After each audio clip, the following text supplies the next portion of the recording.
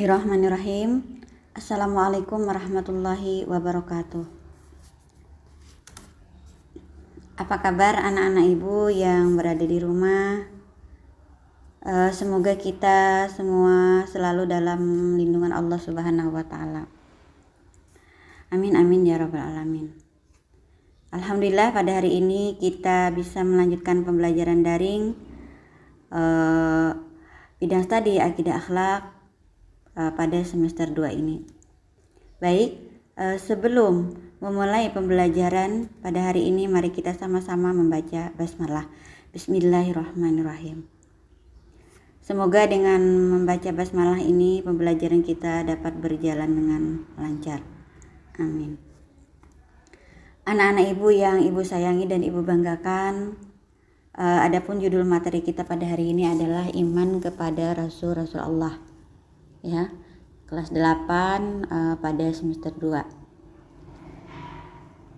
Baik, yang pertama ibu akan menjelaskan pengertian iman kepada Rasul-Rasul Allah. Nah, iman kepada Rasul Allah berarti meyakini ya bahwa Rasul itu memang benar-benar utusan Allah. Untuk apa? Untuk ditugaskan membimbing umatnya ke jalan yang benar agar selamat di dunia dan di akhirat. Nah, itu pengertian iman kepada Rasul. Ya, jadi kita wajib meyakini bahwa Rasul itu memang benar-benar utusan Allah. Kemudian yang berikutnya,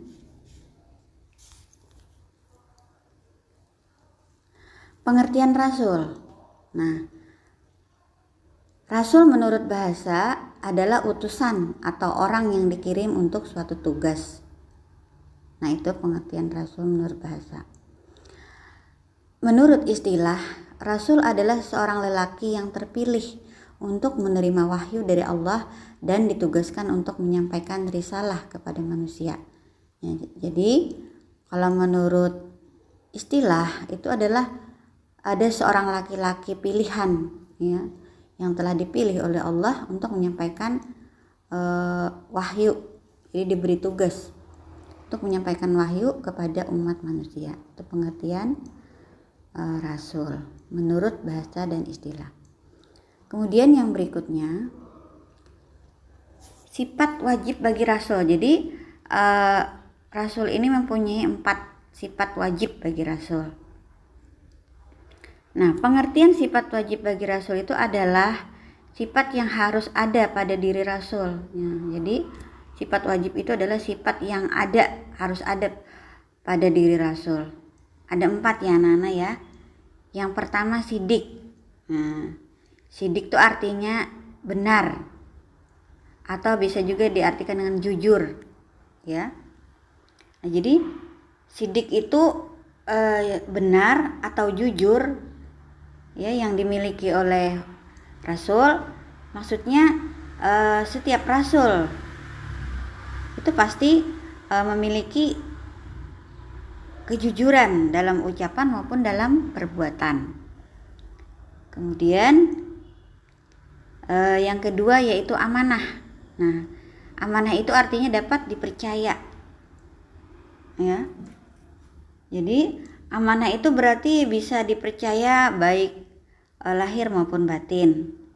Kemudian amanah juga berarti bahwa setiap rasul itu dapat dipercaya baik ucapannya maupun perbuatan.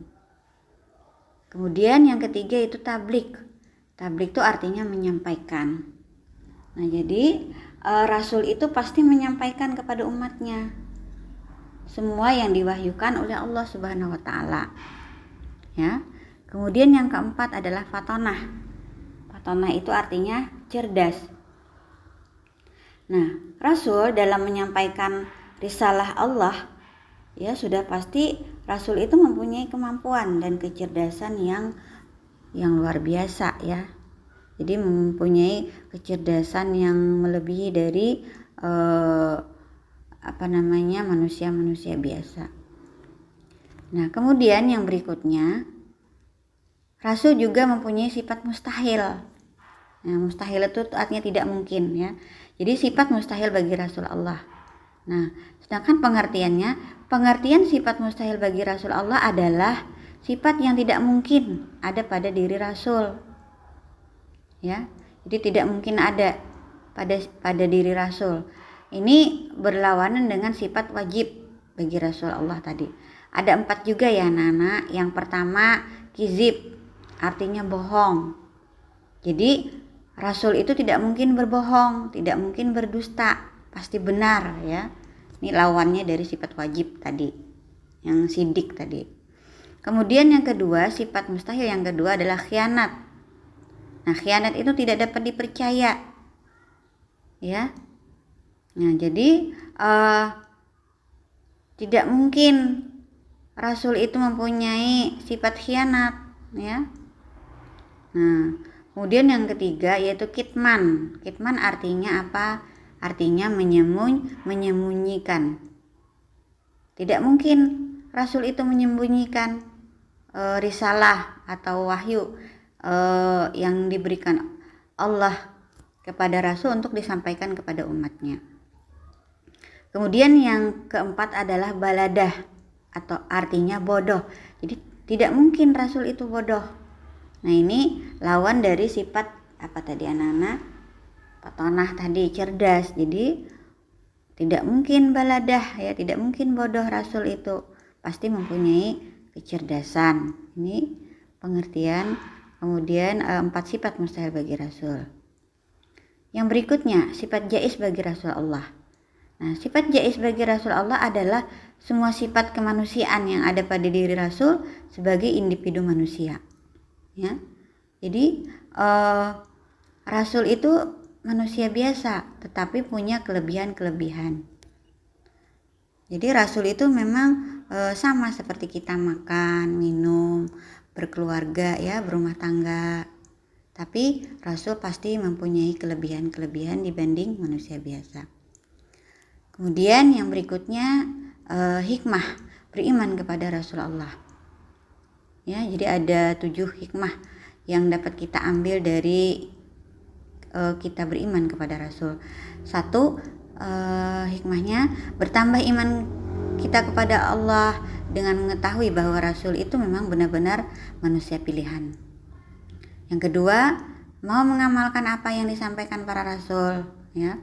Yang ketiga, hikmahnya bersyukur kepada Allah Subhanahu wa taala atas segala nikmat yang diberikan. Yang keempat, mempercayai tugas-tugas yang dibawanya untuk disampaikan kepada umatnya. Yang kelima, lebih mencintai, lebih menghormati dan mengagungkan Rasul atas perjuangannya dalam menyampaikan agama Allah Subhanahu wa taala kepada umatnya. Yang keenam, hikmahnya ya, akan selamat di dunia dan di akhirat dengan bimbingan yang diberikan Rasul. Kemudian yang ketujuh, hikmahnya kita beriman kepada Rasul yaitu memperoleh teladan yang baik untuk menjalani hidup. Nah, jadi Rasul itu memang memberikan keteladanan yang baik. Nah, kemudian kalian perhatikan dan kalian kerjakan soal ini, soal latihan 1. Nanti pertemuan yang akan datang ada latihan 2 ya. Makanya Ibu bikin latihan 1 dan latihan 2 yang akan berikutnya. Soal yang pertama, jelaskan pengertian Rasul menurut bahasa dan istilah. Kedua, sebutkan 4 sifat wajib bagi Rasul beserta artinya. Yang ketiga, sebutkan 4 sifat mustahil bagi Rasul beserta artinya. Nah, ketiga soal ini sudah Ibu jelaskan tadi. Demikian yang dapat Ibu sampaikan. Semoga kalian dapat memahaminya, dapat meneladaninya dan mencontohnya ya. Kemudian dapat mengamalkannya dari kejujurannya, kecerdasannya dan lain sebagainya. Mari kita tutup pembelajaran kita pada hari ini dengan membaca hamdalah. Alhamdulillahirabbil alamin. Terima kasih atas perhatiannya. Salah hilap Ibu mohon maaf. Wassalamualaikum warahmatullahi wabarakatuh.